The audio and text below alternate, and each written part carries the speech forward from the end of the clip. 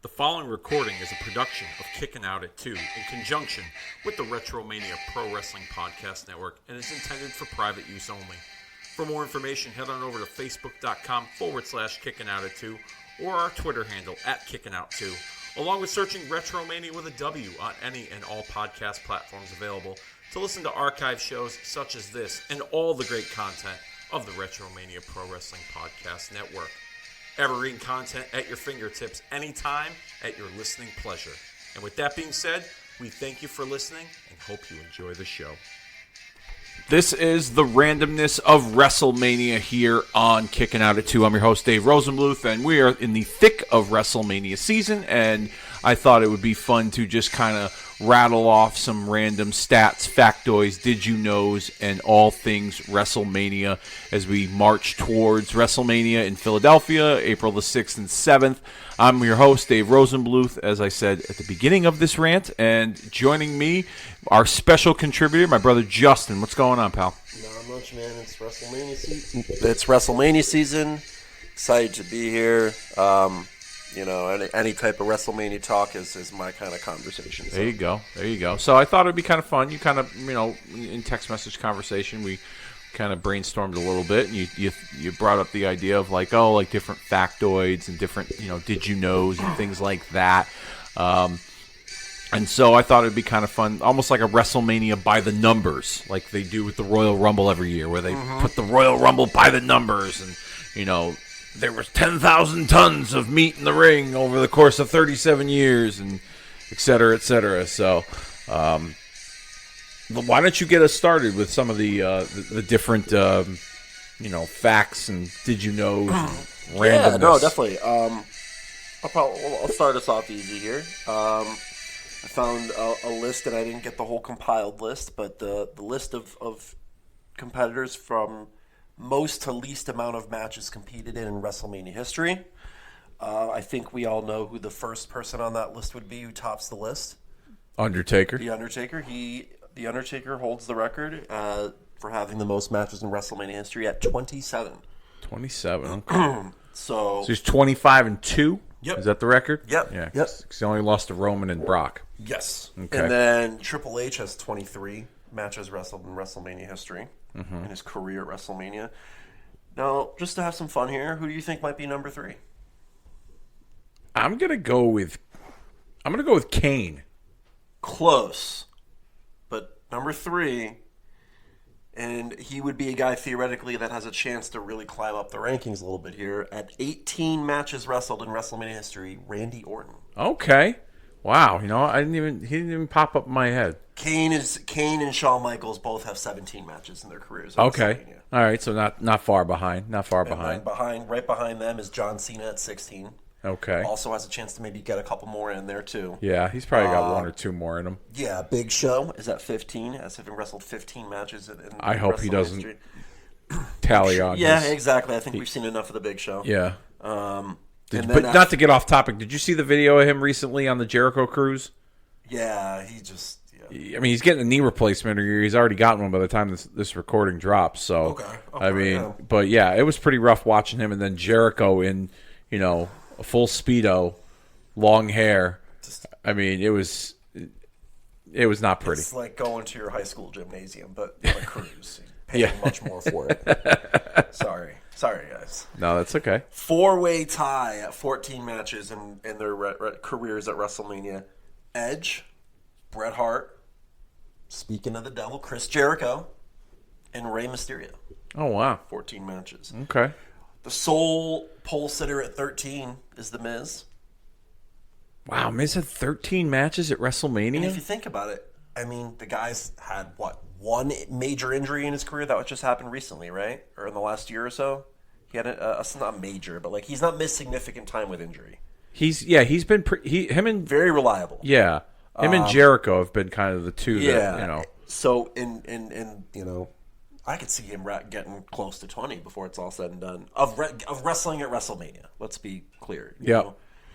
When The Undertaker was at that age, he had 10, 15 more left in him. So, it's not out of the realm of possibility, yeah. And then at 12 is a three-way tie between Brock Lesnar, Hulk Hogan, and Seth Rollins, all each having wrestled 12 times at WrestleMania. Seth will make it 13, maybe 14. Maybe 14, yeah. This year. Four-way tie at 11, Kofi Kingston, Randy Savage, Sheamus, and The Rock. So The Rock will probably, most likely, be getting number 12 notched on his belt this year. You think he gets 2 matches this year? Or you think it's 1? I'm going to say probably 1. Yeah. If I had to be a betting man. Yeah. If it's that tag match, that makes sense. If not, it's something else. But 12, he's going to get the 12. He'll get 1 match, I think. And then I stopped the list here at 10 of people who've wrestled 10 matches at WrestleMania, because the list actually showed everybody who's wrestled. Oh, wow. Like, I went all the way down to You the didn't bottom have of that the much list. time on your hands. But, yeah, I zipped down to the bottom of the list, and I think it was like Zelina Vega, 1 WrestleMania match, 0-1, because it like also shows their records, too, Yeah. which I didn't care to keep track of at the moment. So at number 10 is a three-way tie between JBL, Kurt Angle, and our tribal chief Roman Reigns. That's 10 matches wrestled at WrestleMania. Okay. All That right. rounds out that list. That's interesting. So That's what do you got? All right, so I first started with it's been an obvious discussion on social media more recently, but every 10th WrestleMania, it seems that the heavyweight title has been contested with more than 2 people. WrestleMania 10 being the first one, when Yokozuna first defended the championship against Lex Luger, who won the coin toss, and then the winner faced Bret Hart. However, Bret Hart wrestled Owen Hart earlier in the evening at WrestleMania 10 to open the show. What was interesting, excuse me, and I've been going back and watching some of the older Raws, especially from 94. I'm kind of on a 94 binge because a lot of those older Raws I didn't watch when I was a kid, just because Mom and Dad were pretty strict about my bedtime and things like that. So 9 o'clock, you know. Yeah. Luger had Bret Hart won the coin toss. He was scheduled to wrestle Crush, so that there was equal competition, is how they put it. Yeah. Now, I was kind of surprised that Crush was the candidate, even though they knew what direction they were going in, because as a fan, Crush was entangled in a rivalry with Macho Man Randy Savage heading into that WrestleMania. So I thought it was kind of strange that they threw Crush as the candidate to face Luger had Bret won the coin toss. But, I mean, it obviously wasn't the direction they were going, but they had to at least plug that hole up a little bit, but it doesn't sound like they wanted to or needed to plug it up more than that. It's interesting because at that time, too, Ludwig Borga was advertised to be competing at that WrestleMania against Earthquake. It was Earthquake's return to WrestleMania, to the WWF. Right. They kind of made a big deal out of it. And Borga, I think, ended up breaking his ankle, or he got let go or something. I don't know. I think he got hurt, and then they just decided not to do anything with him. But Ludwig Borga and Lex Luger, even though they probably weren't technical wrestling masterpieces, it felt like those matches were never like. Remember when Borga stepped in the locker room to Luger after Luger won by count out at SummerSlam, right? They never really expanded upon that. Maybe they did on like some house shows, or maybe a wrestling challenge. I don't recall, but I felt like Borga and Luger never really had. Not that it was this big rivalry, but it never got that main. And you could tell they were hoping that it was going to go that way, because I remember like watching that SummerSlam, and he had a whole like vignette promo where he's walking around what looked like the fucking ruins of Ukraine.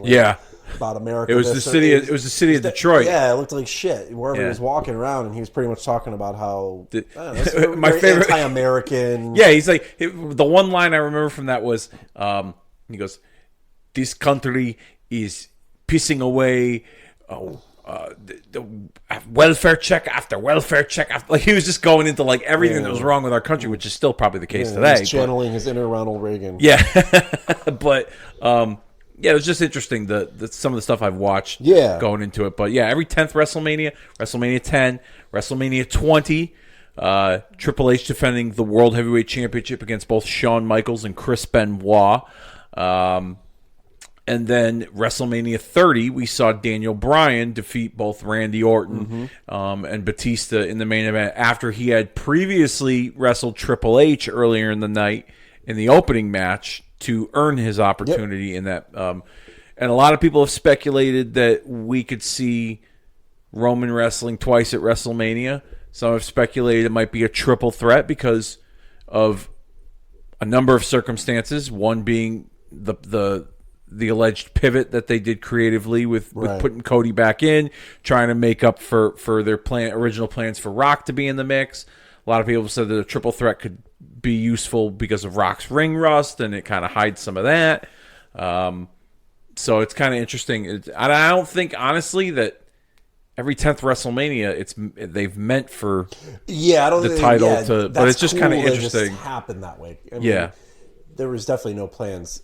And let's at least maybe get this one out of the way. Obviously, we talked about The Undertaker, 25-2, 27 matches. Yeah. They weren't meaning to get a streak. No. They fell into that. And I don't mean that dumb luck. They obviously found something and were like, let's run with it. But again, to your point, I don't think they've meant for 10, 20, and 30 to have that type of like multifaceted scenario type of feel to it. Even though 20 didn't really have that necessarily. But no, 20, I think the multi-man like type of Bret Hart had to overcome the odds, right? Yep. You know, Benoit had to overcome the odds. Daniel Bryan exactly. had to overcome the odds. People can definitely make that claim so far, probably as far as where Cody's at right now. 40. So people are trying to draw that parallel and that comparison. Yeah, and I can see that, definitely. It's not the circumstances. It's not crazy to think about, at least based on what we know and what we've seen so far. So so let me keep going here. Speaking of streaks, the man who currently holds the streak for most matches won without a WrestleMania loss, Rob Van Dam. Oh, he is okay. 4-0 at WrestleMania. Still 4-0. I couldn't tell you who he fought in those off the top of my head. Obviously, off the top of my head, I could probably name those. Like he was in the tag match with Booker T. He was. 20. They won that match. Yep. The Money in the Bank at WrestleMania 22. Yep, the Money in the Bank at WrestleMania 22. He beat Regal at 18 for the Intercontinental That was what title. I was thinking about. Yeah, and then he was in that 8-man ECW match at 23 in Detroit. That's it. That's the 4. Those are his 4. That's crazy because only one of those was a singles match. Yeah, and he won a title. Yeah. So that was I thought an interesting one because obviously with the streak ending and as historic as that was, someone has to be the holder of the streak now. Like, there's a new streak holder and he's wrestling on Collision now. It's funny because WrestleMania being in Philadelphia coming up, you would think that there might be some kind of nostalgic ECW type of that's why I said this one on purpose. Affair. You think you'll see something? Well, maybe I think that it would be cool to find some way that's to sensibly gives throw some love to the area and to the ECW's place in history. So here's an interesting idea. A lot of people have talked about Hall of Fame over the years, like if they put certain matches in the Hall of Fame. I think one year there was a discussion of the WrestleMania 1 main event, the year that WrestleMania 30 when it was in New Orleans. They were talking about putting the WrestleMania 1 main event. They ended up putting Mr. T in, which was still pretty cool, but what if they put the ECW arena into the WWE Hall of Fame? I like it on the basis of what the moment gets us as fans, which is the acknowledgement of the arena, right? And to the match part, I think I've told you this before. To me, it shouldn't necessarily we should just. This is a time to acknowledge people, things, places, moments, right? And to me, I wouldn't put matches. I wouldn't categorize it as a match. It'd be as a moment. A moment is very open. You know what I mean? It could be the WrestleMania 1 main event. It could be, doesn't have to be WrestleMania related. It could be, Cody winning the Royal Rumble if that was worthy of something. Foley getting thrown off the top of the cell. Yes, exactly. I feel like, again, Again, I'm big with verbiage and little words like that, so I wouldn't say personally that you are inducting the ECW arena or a match or even a moment, because I think the moment, classifying it as a moment, I think is more free range. It's more, it allows you to acknowledge history in wrestling. Right? Okay. more than just a match. Yeah. But to me, I would definitely be a fan of giving the flowers of sorts and acknowledging that the ECW arena, as you said, would has an important place in wrestling history. And some, even if it's like, it's got a place on the card, if you will. It's to give it its mention.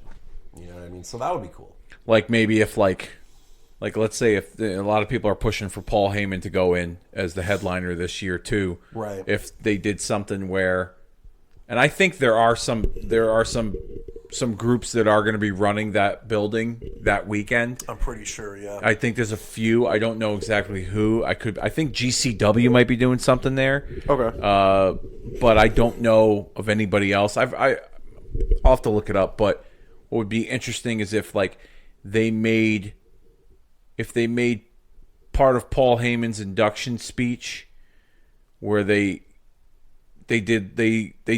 filmed clips in the venue with like some of the older ECW guys, or maybe even like Paul himself. Yeah. Kind of thing, and they kind of incorporate it into the highlight package before he comes out to do his speech. Definitely. Sort of thing. Or maybe if like Paul's on stage and he's accepting the honor, and Shane Douglas is live via satellite at the 2300 Arena, I think that's what it's called now, or the Viking Hall. I forget exactly what they call it now. It's not, but it's got a mural honoring ECW. Yeah. There that I think I've seen it a few times. Yeah, and it looks pretty cool. I think too, like, you remember a couple years ago they came out with that documentary for FCW. Yes, and it was kind of around the time WrestleMania was going to be in Tampa, so they kind of like tied that in. Yep. I'd like to see some type of documentary about that related to the ECW arena. Like, there's enough, I feel like, maybe not G or PG rated material that they could, open up, but, kind of like a memories of this place type of 56-minute documentary that they could do. That would be kind of cool. Yeah, they could. I'm sure they could churn something out. Yeah, but you know what? To your point, though, just to kind of go back on task there with it, like, yeah, I think there is absolutely room to acknowledge the ECW arena. Again, is it fucking Madison Square Garden or the Sportatorium? Not even close. No. But in wrestling's most fervent, active, frothy time in its history, at the height of cable television, when it was as popular as it was, ECW was in the mix. Yeah. And certainly had its place. Speaking of ECW, a match that would fit the style of ECW that I'm sure had been done numerous times in ECW, definitely cemented a place in WrestleMania history, that being the ladder matches. And WrestleMania has had numerous ladder matches. Obviously, the WrestleMania 10 Classic with Shawn Michaels and Razor Ramon for the Intercontinental Championship. So in WrestleMania history, we've seen that match. We've also seen the Tag Team Championships defended at WrestleMania 2000, Edge and Christian, Hardys and the Dudleys. Then the sequel the following year at WrestleMania 17, TLC 2. Then we would see Money in the Bank kind of take over the ladder match portion of the WrestleMania shows from WrestleManias 21 to 26. WrestleMania 31 saw the return of the Intercontinental Championship in a ladder match, as well as 32. And then night one of WrestleMania 36 from the Performance Center saw Kofi Kingston, I believe Jey Uso, and John Morrison in a triple threat match. Somebody got hurt. Yeah, Jimmy was injured, so they kind of made it a triple threat. They made it a singles triple threat match that they had to deal with. Yeah. So, whatever. But that was the last ladder match in WrestleMania history? Leads me to, yes, that was the last one at 36, so it leads me to believe that we might be due maybe this year. We've been talking about it a little bit. 40th anniversary, or not the anniversary? The 30th anniversary of the Shawn Michaels Razor Ramon ladder match. Like, it's WrestleMania 40. It's a milestone event in the history of WrestleMania, just based on years logged. And like you just rattled off, ladder matches have a huge part of that history. Yeah. Why I'd love to see it brought in for this to kind of, I don't want to continue the tradition, if you will, but honoring it, and it's sometimes it just feels good to have those things that you just know you're going to get or you have been used to getting. Yeah. Like, I mean, it's all got to make sense, and that's what creative people are for. But like, I think it's a perfect opportunity, and we've talked about it, for Logan Paul to be showcased in that in this with the I'd United love to see States what he can title. do And in a I mean, ladder match. he's killed it. He killed it last year in the Royal Rumble. I would imagine, based on but the time of this recording it hasn't happened yet. But I would imagine he will take part in the Elimination Chamber match.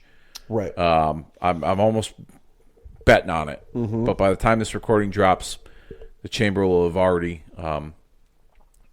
event will have already taken place. So I imagine he'll do some wild stuff there. I mean, even his regular singles matches with Rollins and Miz, and he's really like gone above and beyond. Even the match with Kevin Owens at Royal Rumble was a fantastic match. I mean, I think it's like the next logical step. Yeah, so like I feel like a ladder match with someone with his he was in the Money in the Bank. I forgot about that. He was in Money in the Bank last year. He did that crazy spot with Ricochet. Yeah, yeah, that's how. Yeah, I don't think. I mean, he did some good stuff in that match. I just think it wasn't necessarily centered around him. Where I think in this case at WrestleMania, maybe this match could be centered around because he's the United States champion. Right. You throw in some heavy names in the mix: AJ Styles, Kevin Owens, LA Knight, maybe a returning Rey Mysterio, Santos Escobar. Names like that. On the other side of it too, just for devil's advocate's sake, it would be an interesting environment to see Gunther operate too, if he was to maybe defend his Intercontinental title in a lot of I thought about that with Gunther. We've seen banger after banger after banger, and don't get me wrong, I'll take them as they come. You know what I mean? But it would just be, that's also the curiosity of wrestling. It's like, seeing these people in different environments, different settings, playing with a different deck of cards than they are normally used to playing with. Yeah. How do they react? How do they perform? And I would have no doubt he would do well in it. So it would be cool to see him. I think he would differently. He'd bring a physical aspect to it with his very roughhouse physical style that he possesses. I wouldn't mind seeing that either. I don't think it's to me, Gunther in a ladder match, I feel like he would have to win. Only because I wouldn't want him losing his championship after this long, fantastic reign, restoring credibility in the Intercontinental title that hasn't had prestige in quite some time, only for him to lose in a ladder match. I would agree with you for the most part. So I wouldn't think that, wouldn't be, to me, the attraction wouldn't be if he could win or lose or not. Like I said, it'd be more about what he can do in there with whoever he were to be in there with, hypothetically. And again, this is just the devil's advocate part. If you're going to play to someone's strength, you're not going to put him in a ladder match. You're going to put him in a banger. Yep. So that's kind of just the other side of the. While we're on that subject, where do you think what do you think they're going to do with him? I mean, honestly, I don't know. I mean, he was rumored to have it was supposed to be him and Brock, or that was the rumor, and with Brock's name being included in this Vince McMahon sex trafficking scandal, they've kind of positioned themselves away from Brock. He's out of the cold open in the opening montage. They've removed him from any kind of licensing and video games and shit like that. So, what do you do to try to make up for what arguably, in my opinion, would have been Gunther's greatest match? Yeah, I would say. I mean, I know Braun Breaker is an option, and I don't like that option. I don't hate it, but I'm definitely not my first, second, or third choice. But I'm just looking at what's been out there, what seems to kind of be teased, or Braun Breaker's kind of on the come up. There's him, right? I know. I think I've mentioned it once or twice. There to me would be an allure about maybe could John Cena finally win this one title he's never won, and kind of, that'd be interesting. Last missing jewel on that piece of his, you know what I mean? Like, him and Gunther, I wouldn't mind seeing that. It would be an interesting matchup on paper. What if you did like title versus career? You know what I mean? Yeah. John Cena. Granted, not that John Cena's been chasing this Intercontinental title his whole life, but like you could build a little story out of like if I can't win this title from the best pound for pound wrestler in the world, or however they want to categorize Gunther, like, then I might as well not come back. You know what I mean? Like, and you could build something off of that, and Yeah. there would be something to it, and that would be cool to witness. Outside of that, you know, if you're looking at the crop of talent that's around, Sami Zayn maybe is a possibility. Although he's been the Intercontinental Champion, I know he's got a story brewing right now with trying to, you know, make it on his own and be and realize his fullest potential, Yeah. but I just don't want to see that go to the Intercontinental title. Yeah.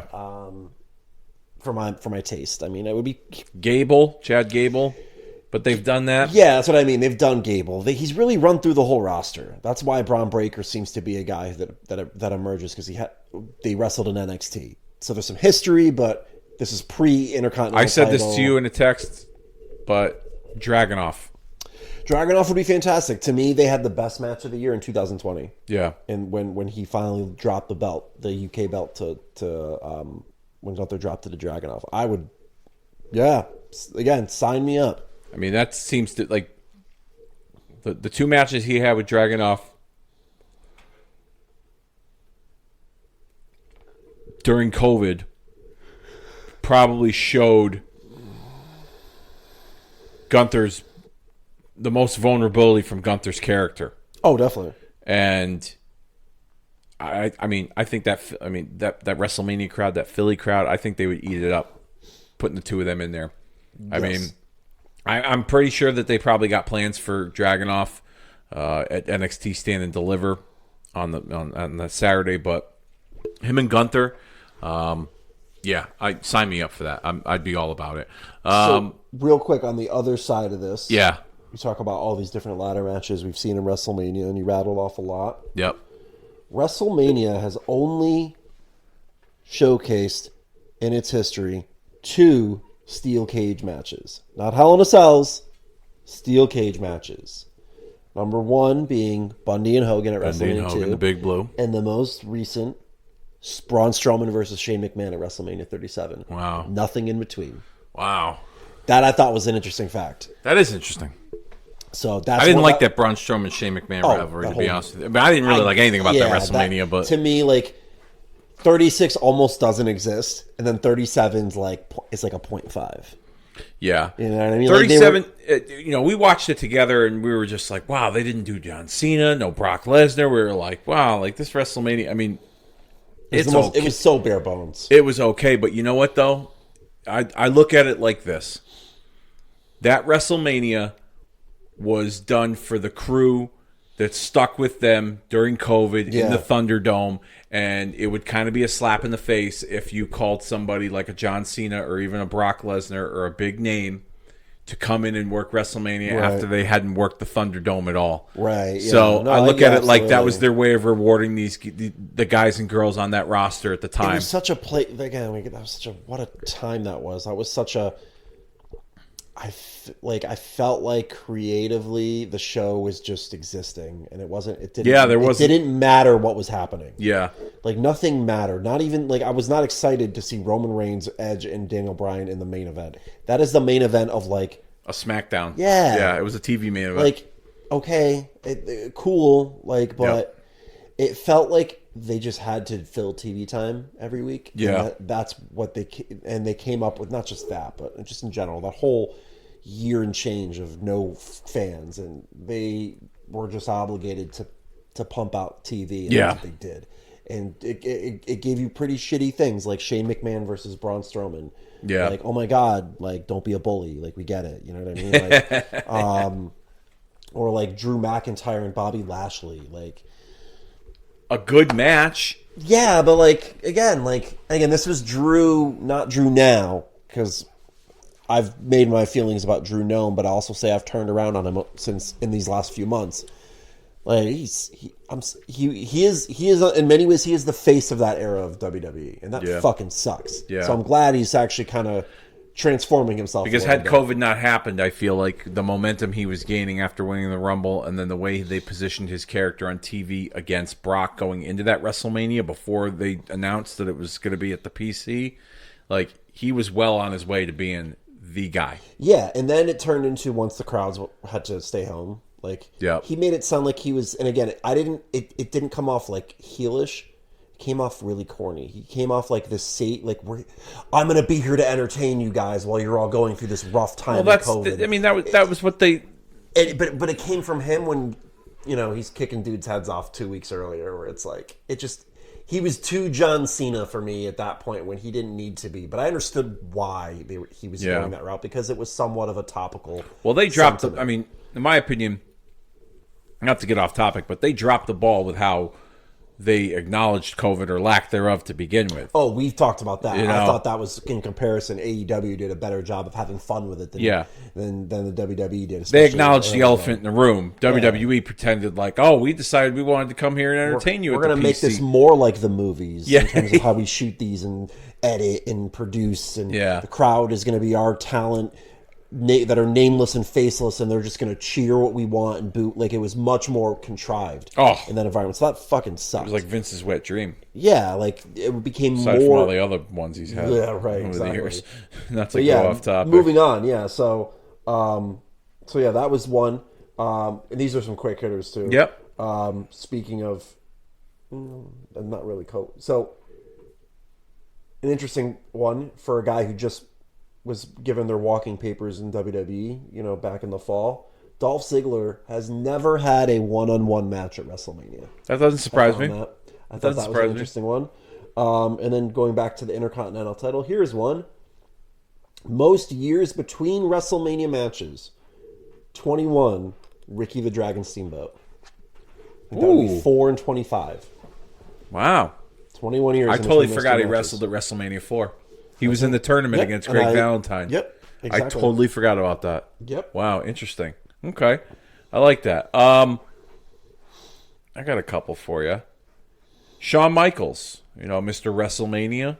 Yep. Before he was Mr. WrestleMania, Shawn Michaels opened 3 WrestleManias in a row. WrestleMania 7 as member of the Rockers against Haku and the Barbarian, which is a very underrated tag team match. Dennis and I, a couple of years ago, we did Mount Rushmore of opening matches at WrestleMania. That's right. And that made our list. And we ended up doing a little mini watch along about that. And actually, Dennis and I recently recorded, and we were talking about like WrestleMania homework assignments that I was going to have him do for the next couple of recordings. And he said, I had the most fun, going back and looking at all these matches that opened. He goes, especially that Rockers one, and it's a fun match. It's a really fun match. I said it to you in text, and I'll say it, but that WrestleMania 7 I just started watching it today. It's one of my favorite WrestleManias of all time to watch, and I didn't appreciate it when I was younger, but as I'm older now, everything about that WrestleMania, I don't know, is what I embodied that was good about wrestling. Mm-hmm.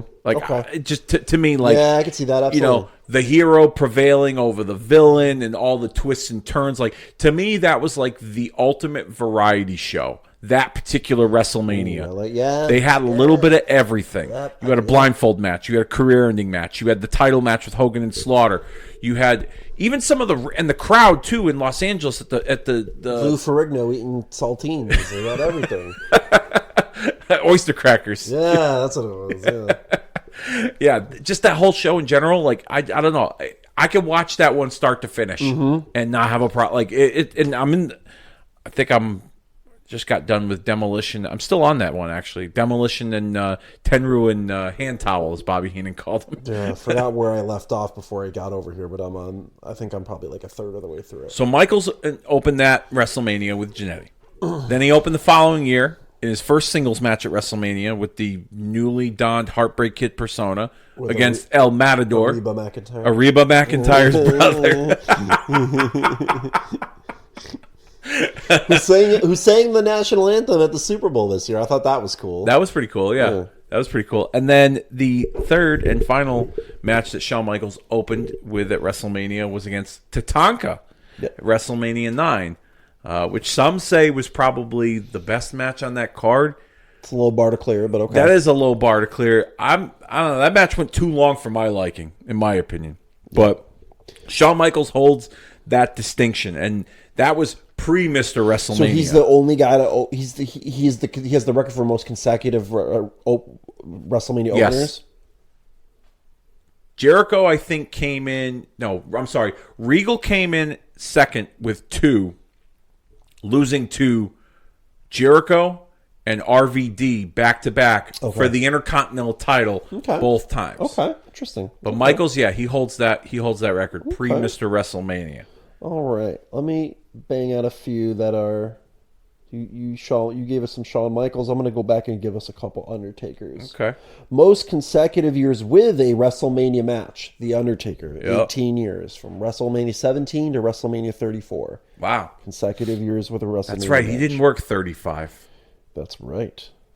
And so, yeah. It's probably a good thing he didn't work 35 because that show was about 8.5 hours long. I think he should have. I was disappointed. I wanted him and Finn Balor. I remember thinking I wanted him and John Cena. Well, that's definitely that. I mean, wait, like as a rematch from the year before? Yeah, to make up for the 3.5 minute match. That they had in New Orleans. Yeah. Although I liked Cena's as the crowd liked Cena's Thugonomics appearance. That was fun. Against Elias. That was kind of neat. If they tied that back full circle, they could have squeezed Undertaker in there because Elias was a part of that segment the year prior. That would have been cool too, actually. Yeah. Another Undertaker one. Undertaker holds the distinction of having wrestled in a WrestleMania match in the most decades of WrestleManias. Oh, okay. So he's wrestled in a WrestleMania in the 90s. Several WrestleManias in the 90s. In the 2000s, in the 10s, and technically the 20s. Yeah. With his last match, WrestleMania 36. So he has wrestled in 4 decades of WrestleMania. Wow. So that one I thought was a cool one. That's 4 decades for The Undertaker. You can pick up where I left off there. Actually, I got some Undertaker. Okay. Undertaker has been in 3 championship matches during his streak at WrestleMania, 2 of which were main events, 13 and 24. Yep. The other main events that he took part in WrestleMania were not title matches. Shawn Michaels and Phoenix in 2010, and AJ Styles, the last, if you want to count Night One's main event. As you know how I feel about that, but I also have to recognize that while I don't feel that way, that is the sentiment that is being promoted within history. You sold me on the Christmas Eve, Christmas Day analogy where people celebrate. Oh, I know I'm right. I know the rest of the world is wrong, and you don't main event WrestleMania on Saturday. You close the show. You close the show. You're scoring a touchdown as time expired before halftime. That's what you're doing. Great. But I've also thrown the analogy out there that like the World Series, the NBA Finals, they take multiple games to win. So I mean, but it's not over after game 2. No, it's not. So, but the point being is, well, I am firm in my belief that it doesn't matter. Obviously, the WWE's way of adding superlatives and shaping their history is gonna include those things as main events. Mm-hmm. So from that perspective, I'm willing to play along, although it's not legit. But whatever, that's where I sit on the issue. Okay, and there's going to be some variance to that people have as it relates to other main event type of distinctions. But to keep moving forward on that, we've talked about, which kind of sparked the entire concept that we came up with. Most WrestleMania main events, the distinction goes to Hulk Hogan, and it's 8. And it is 8 because I consider his match with Yokozuna at WrestleMania 9 the main event. It just is. It went on last. It's a match. Yep. People don't consider it that. I also consider not only the fact that he's had 8 main events, that WrestleMania 9 main event caps a streak of 5 main events in a row for Hulk Hogan, which is the current record. 5, 6, 7, 8, 9. Now, it's funny that you bring that up because Roman's he'll get to 4. Well, no, 37, 38, 39. He'll get to 4. Assuming. Okay, assuming, yeah. Let's assume. I mean, he's scheduled to face Cody. It's probably going on last. Yeah. If you want to be technical, if they decide to do the tag match. Let's say he could night 1. Yeah, he could theoretically main event WrestleMania twice in the same weekend, and he would break that record. He would break Hogan's record. He'd break the most main events of all time, and then he would actually then tie the consecutive. Okay. But here's the thing, just to be wishy-washy about this, if you don't main event both nights as a consecutive, just spitball on that. So So theoretically, Roman Reigns doesn't main event WrestleMania Night 1 this year, but he main events WrestleMania Night 2, does the consecutive streak end because he didn't main event WrestleMania on Saturday? That's why I call bullshit on main event. Would it have continued last year because he didn't main event Night 1? Exactly. And to me, that's what makes it all dumb. It doesn't make sense. I can rant on this for an hour. It doesn't make sense. Okay. So I get it. But again, I have to understand I get both sides, but I understand where you're. Well, again, for the purposes of sitting on a podcast, I can certainly play along with Sasha and Bianca main eventing WrestleMania. Yeah. Sure, whatever. That's what they're going to call it. Whatever. It isn't that. Don't fight City Hall. You know what I mean? Yeah, it's fine. Well, that was like for a long time when especially during the brand extension, the early days when they had 2 world champions like they do now. Yeah, I hate it. And it went from they main evented WrestleMania to they headlined WrestleMania. Yes. And then when they changed that terminology to headline, that's when you saw the WrestleMania posters not just be the main event, but like 4 or 5 match. Like that one year they did the WrestleMania 19 poster, and they had like all the big stars that were in or Hogan and McMahon. Hogan and McMahon were like front and center, but then you had like Austin and Rock and Hunter and Booker and Shawn and Jericho, like all the highlight the headline matches that they call it. Yeah, there's a distinction in using that phrasing. Yeah. If you told me that the Usos and Sami Zayn and Kevin Owens headlined WrestleMania, you'd have been fine with that. 100%.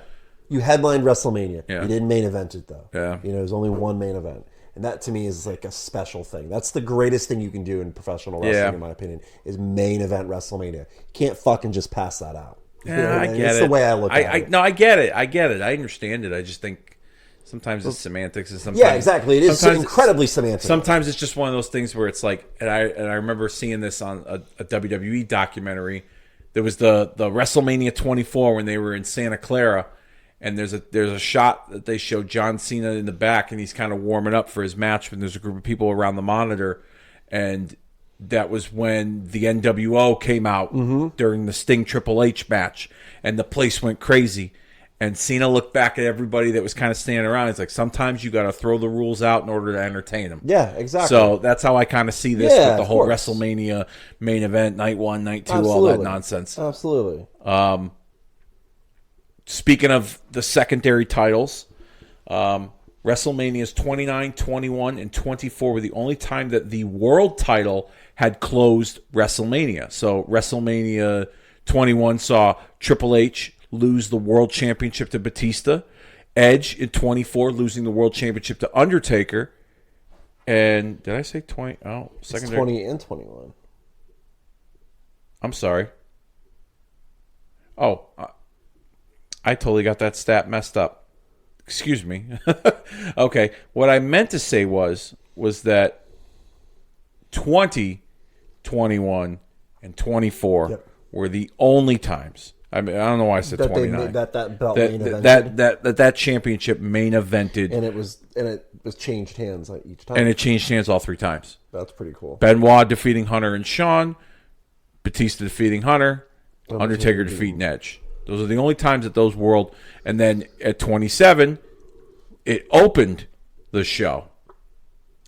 And hold on, let's parse those in betweens. At 22, Ray took the title off of Kurt Angle. At 23, The Undertaker took the title off of Batista. 25, John Cena won that belt off of Edge. So the only 26. Jericho retained it over Edge. So 26 and 27 were the only times that that title was retained. Well, no, not the wait. 29, Del Rio 29. Defeated Jack Swagger. So there was a run there at the beginning of that decade of WrestleManias where if you were if you were the world champion, you had a pretty the stats are not with you. Luck was not on your side. And I think that was what, 5? I just rattled off 5, 6 WrestleManias consecutively where the World Heavyweight Championship changed hands. And they were trying to, at that time, I think, put more credibility onto that World Heavyweight Championship for WrestleMania because the WWE Championship was the more prestigious title on television at the time. And so they were using that as the option, like when you had the option of choosing which champion you were going to face kind of thing. After you win the Royal Rumble. So that's what I had this completely messed up here. No, But I'm trying to think. Let me get another quick one in here. We talked about closing WrestleManias. WrestleMania has closed on 2 occasions. They have closed with a tag team match. WrestleMania 1 and WrestleMania 39. Okay. Yep. And there's a chance, if it hasn't been announced by the time this recording drops, that Rock and Roman are going to face Cody and Seth. That seems to be the direction that they're going, at least for one of the nights. Yeah. Couple of world title ones here. Okay. Most world title matches wrestled at a WrestleMania, Triple H, 9. Yes, I have that stat on here as well. One that we talked about that we kind of had to, that we rattled off in that conversation that kind of birthed this idea. Most WrestleManias having won a world championship, John Cena. That goes to Cena, 6, yep. So those are a couple. Winning the world championship or retaining? Because like leaving with the world title. Okay, so whether he was going in champ or not. Yeah. Okay. So 21, 22, 23, 25, 26, 29. 29. Yep. That makes sense. Yep. And then Cena, if you want to really get nuts about his championship stats, WrestleMania 20, he left as the United States champion, defeating Big Show. WrestleMania 31, he left as the United States champion, defeating So Rusev. anytime, well, not anytime. 24, he didn't win that triple threat match. Anytime he's been in the So championship he was match. like what, fucking 8-1 in title matches. Yeah. At WrestleMania. Yep. That's pretty damn good. That's pretty impressive. Yeah. That's pretty impressive. I will say though, I didn't think the win over Rusev at WrestleMania was necessary.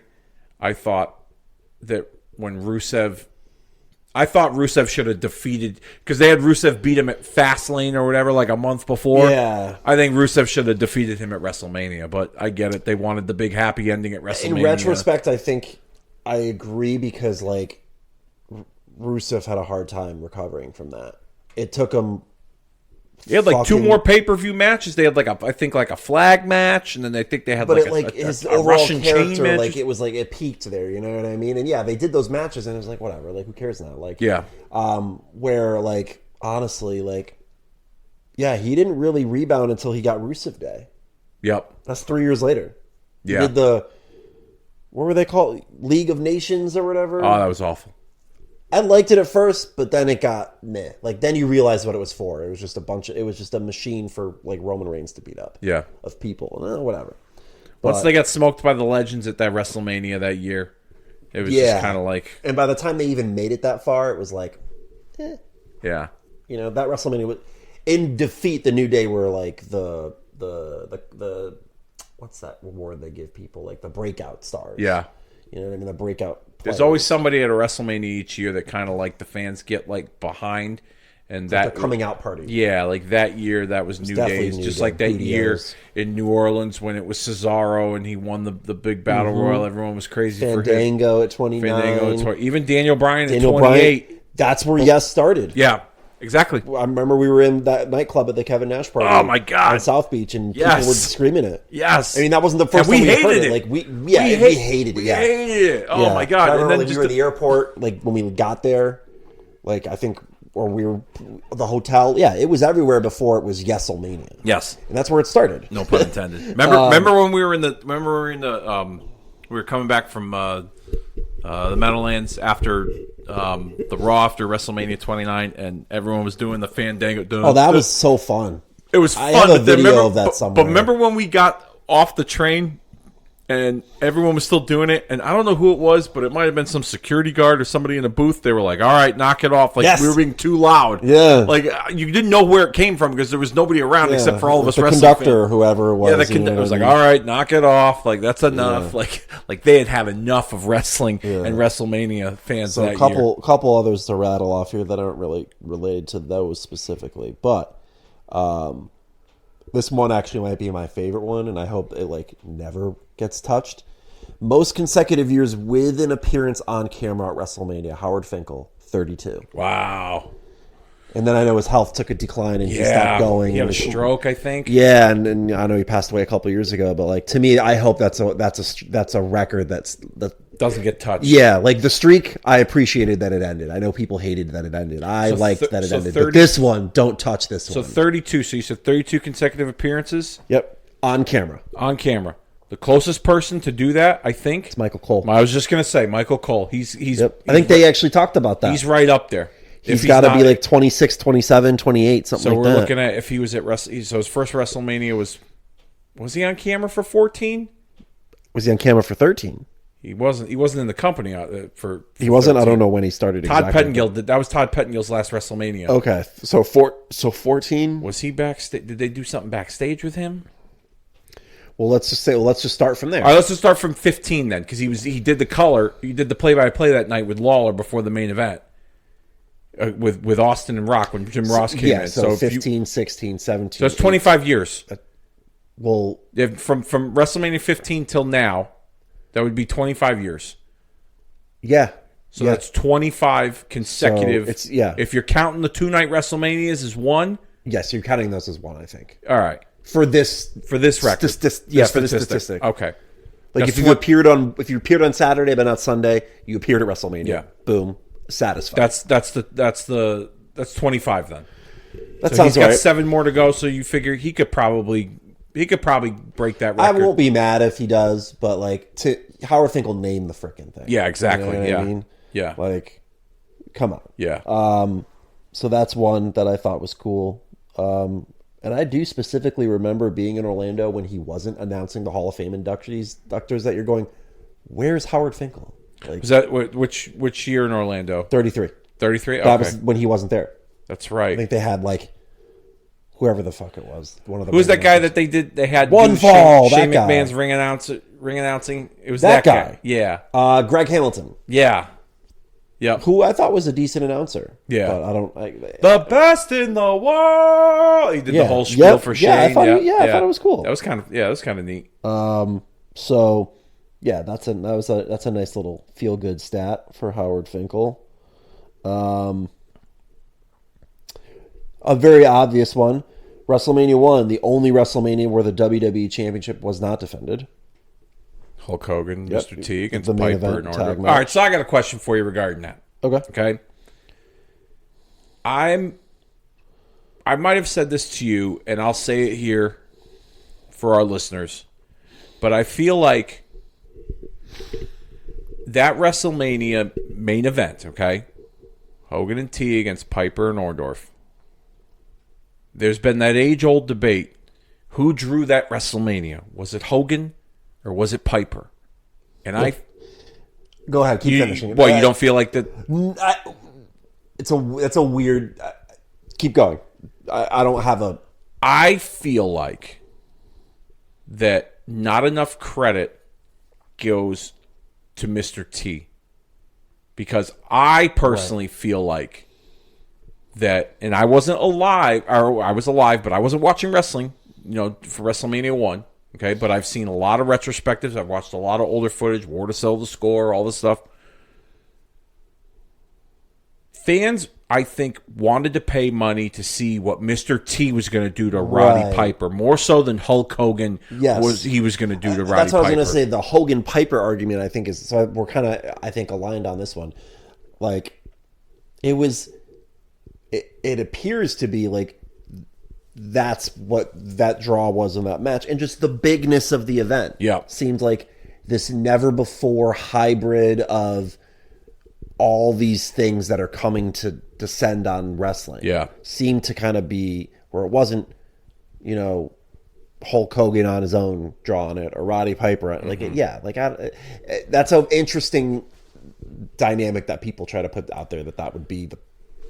It wasn't. Well, I remember it was so big. I've seen people discuss it in other platforms on social media, but I do remember in particular, Roddy Piper on his Born to Controversy DVD that you could probably find on the network, when Piper had said, did they pay to see Hulk Hogan or did they pay to see Roddy Piper? No, they paid to see Hulk Hogan beat the shit out of Roddy Piper. Yeah. And I don't necessarily think that's even true because I really think they paid to see Mr. T beat the shit out of Roddy Piper. Was he referencing WrestleMania? He was. Okay. He was. Then I wouldn't. Then no, I wouldn't agree with that either. I think, Unless he was referencing War to Sell the Score. And I felt like, if I recall that correctly, I felt like that was more of a reference to their rivalry in general. Okay. Maybe I'm wrong. You're the one that watched it, probably a lot more recent than I did.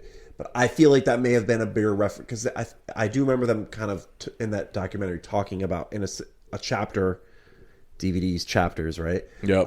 In a chapter of that. That physical media will make a comeback. Yeah, that there was a chapter dedicated to the rivalry, the personal and professional rivalry of Hogan and Piper, and how Piper couldn't trust Hogan, and Hogan thought if like Piper was a little more. And not vulnerable, but if he was a little more open to doing business in certain ways, they would have been able to draw bigger money. That's where I feel like the argument of who not drew WrestleMania more, but who helped the boom. Yep. Who helped kick the boom off. Yeah. And that's an interesting argument to make. Because Roddy Piper was the ultimate bad guy. Yeah, yeah. And I think there was a highlight of Lauper. him in when he first got to WCW. He's like, do you think if they didn't hate me so much they'd love you? Yeah. And like that's there is he made a great point there. There's an element of truth to that. Yes. You know what I mean? He made a great point there. But, you know, so it goes both ways in that respect. Because obviously they loved Hulk Hogan. Yep. You know what I mean? But yeah, it's a compelling argument. With respect to WrestleMania, I think we kind of fleshed that out. But in the general nature of their dynamic as a rivalry, who was the contributor to that? You can make the argument both ways in a very convincing way. Yeah. Definitely. Okay. Speaking of the WrestleMania 1 tag match, that match is one of many of non-title matches to close a WrestleMania. The WrestleMania 1 tag team match, WrestleMania 8, Hogan and Sid, Yep. WrestleMania 11, Lawrence Taylor and Bam Bam Bigelow, WrestleMania 26, Streak versus Career, Shawn Michaels and Undertaker, WrestleMania 28, Once in a Lifetime, Rock versus Cena, WrestleMania 33, Undertaker and Roman Reigns, and WrestleMania 36, Night 1, Undertaker, AJ Styles in the Boneyard. Yep, that makes sense. If we get that tag match, Yep, then there's that one too. then there's that one that will get added to this illustrious list. Yep. Here's an interesting one that you might find interesting. Bret Hart and Daniel Bryan are the only people to open and close the same WrestleMania event. Yeah. Bret Hart opening WrestleMania 10 against his brother Owen and closing it defeating Yokozuna for the WWF Championship, and Daniel Bryan WrestleMania 30. Triple H, and then Orton and Batista later. Going back to WrestleMania 28. WrestleMania 28 is the most bought pay-per-view in WWE history. 1.21 million pay-per-view buys. And we can say we were there for that one. And we were also there for number 2, WrestleMania 23, 1.1 million pay-per-view buys. Which was our first WrestleMania. Yep, those are the 2 most bought WWE pay-per-views in history. This is pre-WWE Network. This is Donald Trump shaving Vince McMahon's head and The Rock returning after a long hiatus were probably the 2 big selling points, respectively, easily, of those pay-per-views to get people to... And for what it's worth, like, WrestleMania 23, like, no one really, I think, grasped how big of a deal it was that they were going into a stadium again. Because it's been a long time since you know what I mean? It was like, oh, this is going to be cool. It'll be cool to see what this looks like, right? But obviously, the company knew if we're going to do this, we got to really fucking... We got to fill the house. Pile it on. Yeah, we got to fill the house. And... By the time we got there, not just physically, but in terms of just the WrestleMania build and everything, it was a big fucking deal. Yeah. Like, it was a big deal. Like, the year before headlined, main evented John Cena, Triple H, big deal, but not, like, WrestleMania was mainstream again. That was the new era of WrestleMania that I think we've left that era now, that we're in a new place in history with wrestling in general. Yeah. But to me, there is the quote, I've called it in my head, the stadium era, which is the ones that we've all gotten to attend. I feel like I was we were in a time in history. 23 to 35, I went to every single one. Yeah. And then right after that was COVID. So that was like the stadium era. Yeah. Where it became mainstream again. Like, even if it wasn't mainstream for the 11 months out of the year beforehand, WrestleMania definitely was more mainstream than it was even at 22 or 21. Yeah, 20 it got mainstream because it was an anniversary and it was New York. Like other pieces were at play, but like now the machine was so well oiled by 23 and beyond. Yeah, where it's like it's a big fucking deal. Yeah, and you didn't realize it until it happened, and it was cool. Well, they had already firmly established by then who their guys were, and they had done such a good job as positioning their top guys as being the faces of the company, meaning Cena and Batista. Yes. I'm not talking Shawn Michaels and Undertaker, even though that they had important roles on the show. Of course. But Cena and Batista were their present and their future at that time. What's interesting about that WrestleMania over the years, there's been all this talk of the original plans for the hair match. Trump obviously was going to be on one side, and say what you will about Donald Trump, whether you're on his side of the aisle or not. We're not doing politics. Yeah, we're not here about that right now. He's a controversial figure nonetheless, regardless of his politics, and you had to think with putting, his famous hair, which he became a running joke for so many years before he got into politics, was his hair and the whole thing he did on The Apprentice. Yeah, exactly. That was like... It was topical. It wasn't it wasn't like they were fishing for something with Donald Trump. Donald Trump was in this time frame like a celebrity who had notoriety and was drawing attention to himself in ways that we would all like. There's nothing wrong about that. Yeah, you know what I mean. Again, it's not the Donald Trump that is very controversial now. There's two different Donald Trumps. And it's not to say that like he was a good guy then and he's not now. It's just that like. That's who we knew. Yeah. And there was nothing salacious about it. It was entertainment. You know what I mean? So, yeah, he was a lightning rod for attention. Say what you want about him, okay? But there have been discussions over the years of different possible scenarios that were going to take place in that hair match that involved him and Vince. There was talk of Hogan being a part of that and Hogan being represented by Trump and then maybe like a Big Show represented by Vince. They were going to try to recreate the Hogan-Andre slam heard around the world because it was the 20-year anniversary of WrestleMania 3 that took place in the same state, not far from Pontiac, where the Ford Field was held. There had even been talks about like Shawn Michaels and Booker T, like King Booker, as like the two representatives. That's right. I remember hearing that rumor too. And then with Triple H's injury, Shawn Michaels got plugged into that to face John Cena. But regardless of who they went with, okay, which they went with Bobby Lashley and Umaga, okay, which wasn't a bad match. It was a spectacle with Austin as the referee, okay. I don't think it would have mattered who was in those positions because people wanted to see whether Trump was going to get his head shaved or if it was going to be Vince. Mm-hmm. And you know what the funny thing about that too is, I don't know if you remember this, when we were on that trip, my friend Rob, who went with us, his friend Jeff, who's no longer with us, he passed away a number of years ago. I remember Jeff, who had no ties to wrestling whatsoever. He was going for the fun. He just went for the trip. Granted, too, because it was his credit card that Rob used. Rob used his credit card. He knew how to have a good time. It was the only time I ever met and hung out with that dude. But that guy was a fun time. He knew how to have a good time. Fucking fantastic time. He knew how to have a good time. But I remember Jeff saying at one point, he goes, you watch. He goes, they're going to go to shave the guy's head. They're going to be like, April Fools, because it was on April Fool's Day. Yeah. And I was like, there's no way that 80,000 people came here to not see somebody get their head shaved. Exactly. So it's a testament to, it didn't matter who they put. They could have put the fucking Brooklyn Brawler and Jim Powers in the match. Yeah, it was Vince and Donald driving the match. Exactly. It was Vincent. Yeah, they exactly. They were the hype machine. Yeah. And if anything, the role players that were involved, like Umaga and like Bobby Lashley, it only helped their stock being in the match, where it wasn't going to help a Hulk Hogan or a Big Show to be included in that match. You know what I mean? Yeah. So again, those are personalities in themselves, and that would have probably taken some shine away from Vince and Trump flexing their bravado. And imagine too if that was the match that closed that WrestleMania. Not to have the title matches on, that would have been like... Donald Trump would have had his greatest accomplishment ever, main eventing WrestleMania. Oh, man. Speaking of WrestleMania in Detroit, I feel like you probably knew this, but I found this out in our diving into this here. The state of Michigan was blacked out from ordering WrestleMania 3 on pay-per-view. I did not know that. Oh, wow. Okay, cool. No shit.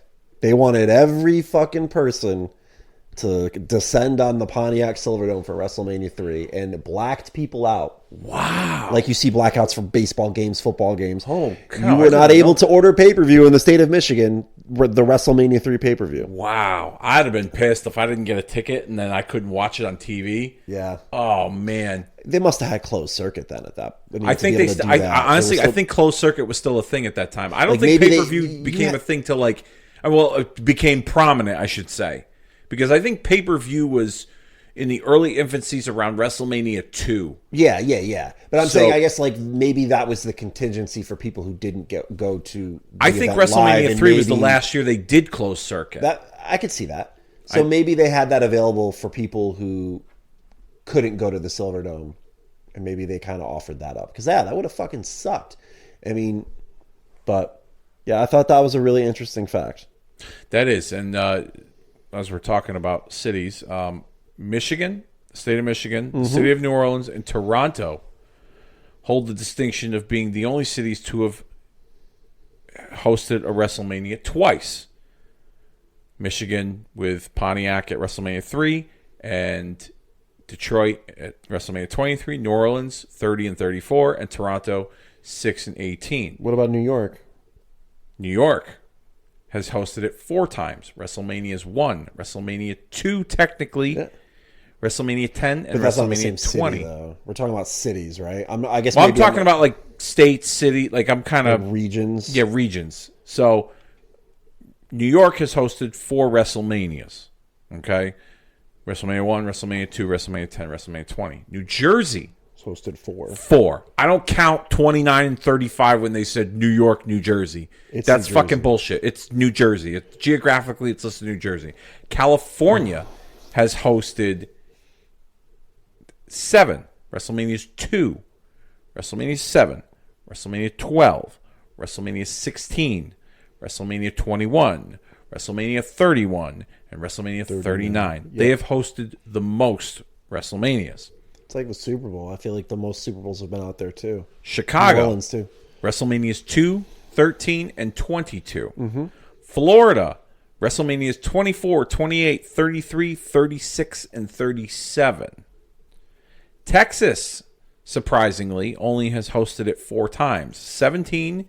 25, 32, and 38. Yeah. And the cities that host the distinction of, or regions that host the distinction of hosting WrestleMania 1 time: Indianapolis with WrestleMania 8, Vegas, WrestleMania 9, Hartford, Connecticut, WrestleMania 11, Seattle, WrestleMania 19, Boston, WrestleMania 14, Philadelphia until this upcoming year, WrestleMania 15, Phoenix, WrestleMania 26, and Atlanta are the only cities or regions that have hosted WrestleMania 1 time. Okay. Now, on the subject of host cities for WrestleMania, there's rumors of Minneapolis, there's rumors of Vegas. What cities or areas would you like to see host a WrestleMania that you think would do well in a big stadium setting? I think Nashville would be cool. Country music. Yeah, just also area. It's a nice touristy party environment. Yeah. It's New Orleans, but for like rednecks. Yeah. That might be mean to say. I guess that's probably not correct, because trust me, there was a lot of missing teeth in New Orleans. Yeah. Too, but also mean to say. No, let's be honest. My only trip to New Orleans was that year in 2014 when we went to WrestleMania 30, and I just remember, like, it was the only time in my life where I felt like I was in a different universe, where we walked from our hotel, and then when we turned that corner to Bourbon Street, all you smelled was stale beer and piss. It smelled like the New York City subway, but above ground. Yes. That's what it was like. And everything on there was either a pizza shop, a bar, a chicken joint, or a strip joint. That was it. Yeah. Yeah. I mean, don't get me wrong. Dude, it was fun. Despite the fact that I don't drink anymore, I still had a good time on Bourbon Street. Yeah, I was going to say, I going there for 34 as well. Like, I went and experienced New Orleans as a single person for WrestleMania 30, and then I experienced it 4 years later as a non-single person at the time. And both times were excellent. Yeah. You know what I mean? Like, it's a great city. Yeah. You know what I mean? To have a good time at. So with that respect, and I guess not that we're experts at this, but we Been to a few. But I've done this a few times. Yeah, you know what I mean? Yeah. You know, so I feel like it's cool to visit new places. I remember, you know, like even when New Orleans got the nod again, and even when Orlando got the nod again, I remember saying like, yeah, that's great, but like I want to go somewhere new. Like as if like I'm a spoiled person. I'm like, oh, I want to go somewhere new for vacation. Yeah. Nashville would be cool. You know, I wouldn't mind going back down to Miami again. Let me think. What else? Anywhere new that hasn't hosted a WrestleMania that. Nashville, I think is a big. I mean, not that it would actually happen here, but it'd be cool shit if WrestleMania was hosted in Lambeau Field, like Titletown, USA. Granted, fucking cold as balls, not going to happen. No, you know what I mean. And Green Bay is, from what I understand, is the smallest market of a major professional sports team in the country. Just media market size. So it's probably not going to get a WrestleMania. But yeah, I mean, I think you look at, like I said, I definitely have an affinity for Miami. I've been there a handful of times, one of them for that WrestleMania. Like I said, Nashville, St. Louis would be cool. St. Louis, you know, going into the Dome in America Center, I believe it's called now. I keep calling it the TCA. Yeah, I think that's what it used to be.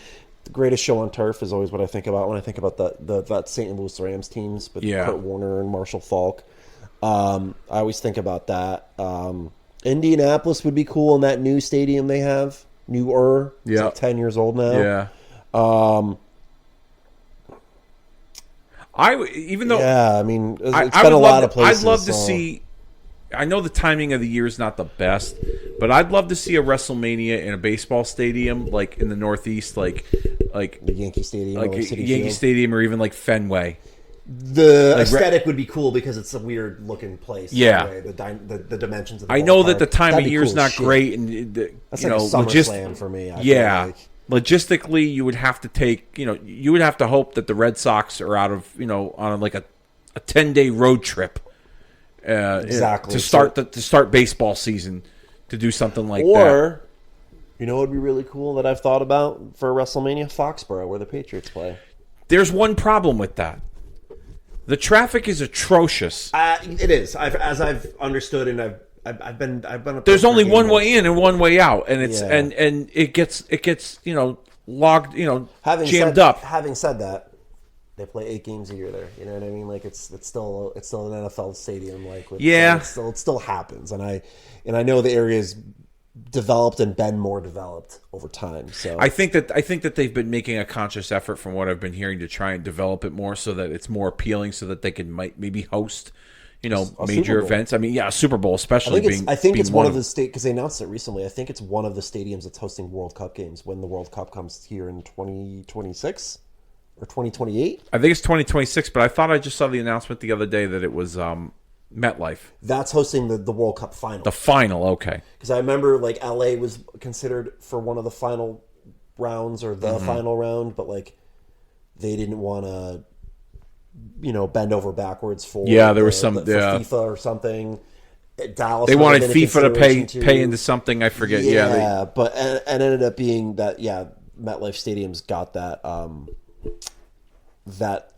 they're getting that big event. So, or at least the final game at least. But WrestleMania back in Canada would be fun. Yes, those Canadian crowds are pretty hot. Yeah, I know that they're redoing the Rogers Center, the old Sky Dome. So, I wonder if are they pulling the hotel out of there?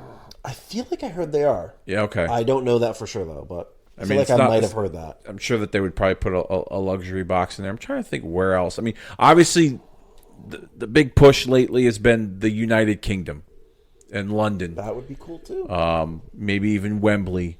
Yeah, I think to me, it would have to be at Wembley. It's WrestleMania. Yeah. That's how big WrestleMania is now. Like, yes, Cardiff's great. Whatever that stadium held in, great. But Wembley's, I think I had like 60-something thousand. Now, you do Wembley, you're trying to go for a big number. Yeah, and whether it's manufactured or not. Yeah, exactly. I mean, trying to go for a big number. Okay, let me. I got some interesting ones here. Okay. Only two women's matches at main evented WrestleMania, 35 and 37, and 24 times a women's championship has been contested at WrestleMania, whether that's the women's title, the Divas title, the tag team titles, the Raw or SmackDown women's championships have all taken place at WrestleMania. Okay. Feel like this year it's leaning towards, but we're talking pre-elimination chamber. This is going to drop after that, but Becky and Rhea. This is a big money matchup. They already have announced Io and Bayley. The tag team titles I would assume is going to be on the line, but I feel like with how far they've come with women and their presentation on in wrestling in general, but mainly here WWE, I feel like they still haven't gotten. I don't know. I just feel like they still haven't gotten enough. There's plenty of talented women that deserve a significant role on a WrestleMania card. And now that it's 2 nights, you only got 3 or 4 women's matches? I know you just said that there's plenty of talented women that deserve significant roles. I don't think by the numbers that they do have that many that deserve significant roles.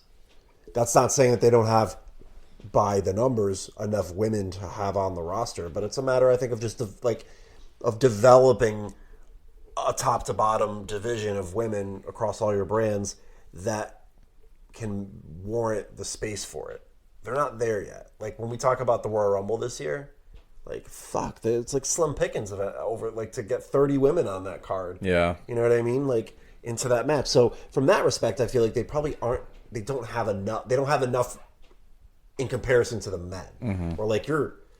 We're talking about matches every year where there's somebody who's left off WrestleMania. You know what I mean? Whereas in the women, I think they just have they just got to keep building this roster. And I think I was not a fan of Shawn Michaels' versions of NXT, but I came around to it, and I think he's got a good roster of women over there too. So the future is bright for them. And it's funny you pivot to the women in your fact over here, your little factoid. WrestleMania 20 was the first WrestleMania that featured more than one women's match. Victoria and Molly in the hair versus title match. The Playboy evening gown. Yep. Right? 2. That was it. That was it? I thought there was a third one. There Okay. may have been 2, but more. But Trish had a role in the show. She did the run-in in the Jericho Christian match. And it was kind of centered around her. Yeah. Okay, interesting. 2 matches, WrestleMania. One that I don't know that we really have there isn't the greatest avenue to touch upon this, but we were talking about wins and losses. The wrestler with the most consecutive losses at a WrestleMania. Just get a couple guesses out of this. I'm going to go Triple H. No. Really? I believe Triple H actually beat this person in one of these WrestleManias. If my memory serves me correctly. Kane? Mm-mm. One more guess.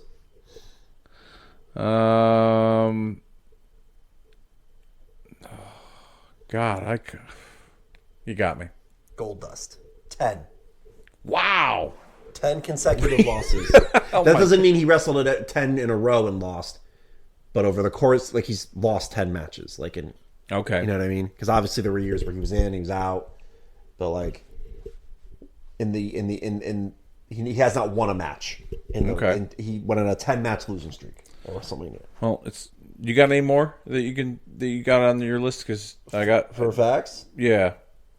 We're getting close here. I mean, some tic-tacky simple ones. Yeah. Shoot. Most matches wrestled at a single WrestleMania. The Macho Man 4. Yeah. WrestleMania 4. Obviously, we've seen people do 2 a few times. Yeah. Could see it again this year. But there's that. Shortest match in WrestleMania history, The Rock versus Eric Rowan at WrestleMania 32, 6 seconds. Yeah. Making history, electrifying the crowd, as he said that night. Going back to women, this was one of my other ones down here.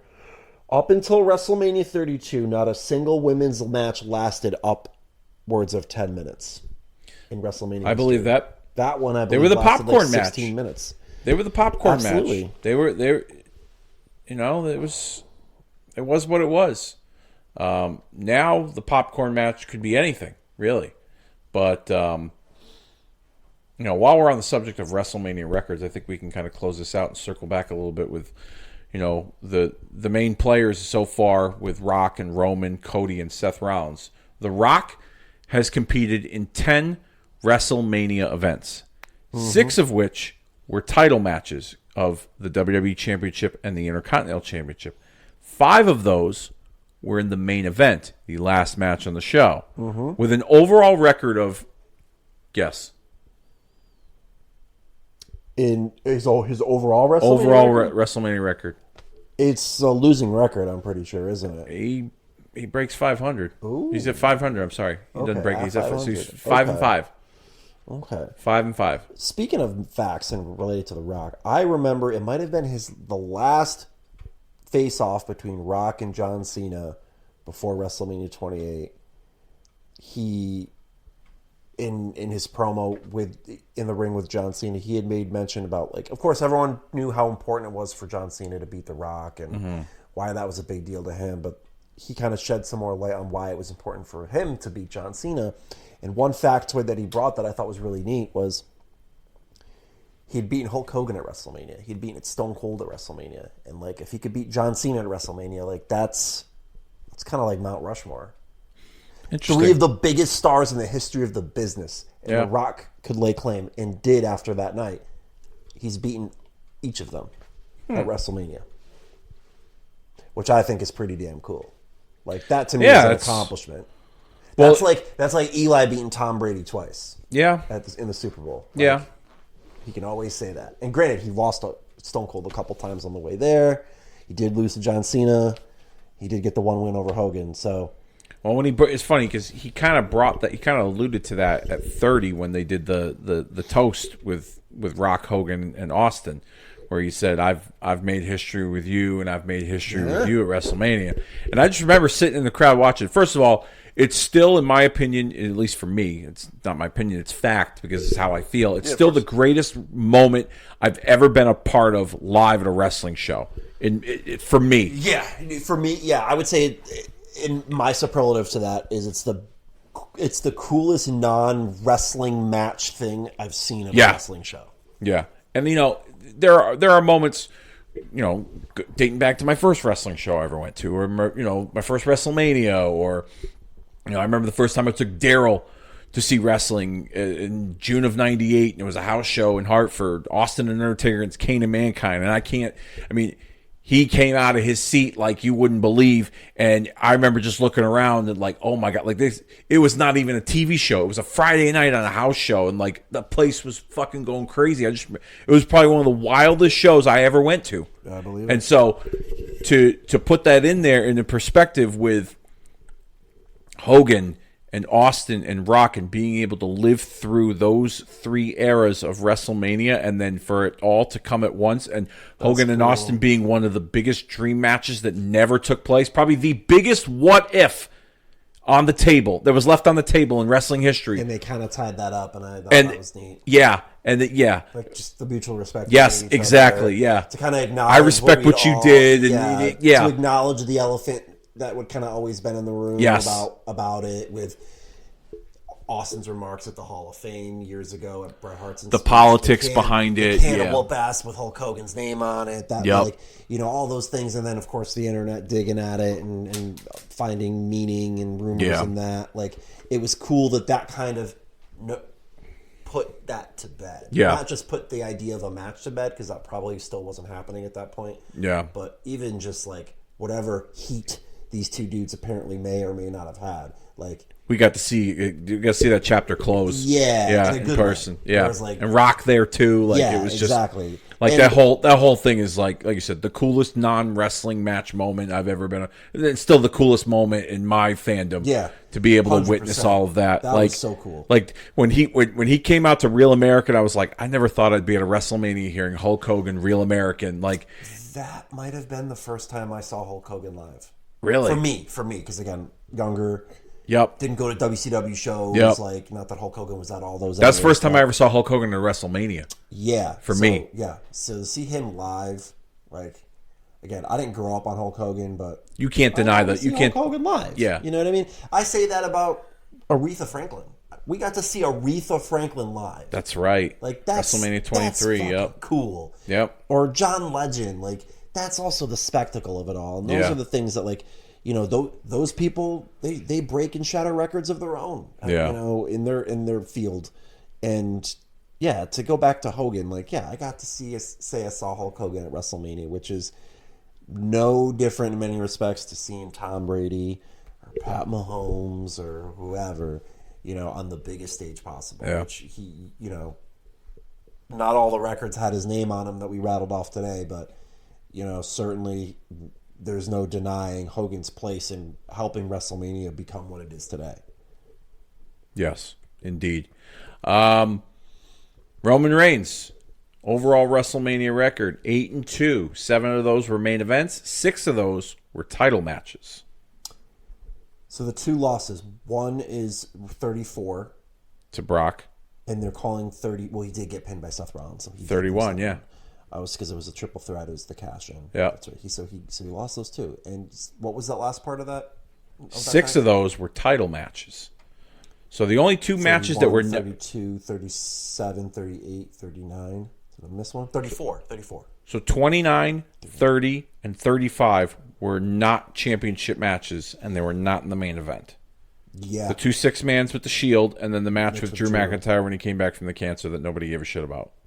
Sorry to say that, but well, the match. No one cared about the match because I remember watching the match being like, "Why are we like? No, this is just like." That was when I watched that match. I mean, you were there, but when I watched that match, I could just tell. I was like, all right, he got that big pop when he came back when he announced that he was in remission. Yeah, and he was getting that hero's welcome that everybody thought that that everybody wanted to see, or not everybody, but at least WWE wanted to see, and then. That became old news when that match happened with Drew. I felt it was an anticlimax. Like it didn't matter. No one cared, and that's not like because there were 17 other matches on the show that they wanted you to care about too as well. There was a lot of matches in that card where I was like, all right, this match went about 37 minutes too long. Just to kind of pivot a little bit and go slightly off topic here, we brought up a lot of matches on a WrestleMania. Actually, you know what? We're going to save that. Never mind. I'm going to save that for a later date. Let's continue. Let's move on here. Rollins has a overall WrestleMania record of 7-4, one of which was in the main event of WrestleMania 31 with the Money in the Bank cash-in, and he is 3-0 in championship matches at WrestleMania.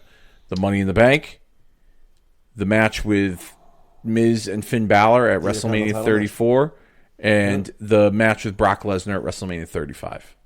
Okay, yeah. And so another thing about Rollins that has been talked about over the years that seems to be in the discussion more so lately is this could potentially be if the tag match is a thing with him and Cody against Rock and Roman, this could be Seth Rollins' first advertised main event. WrestleMania main event.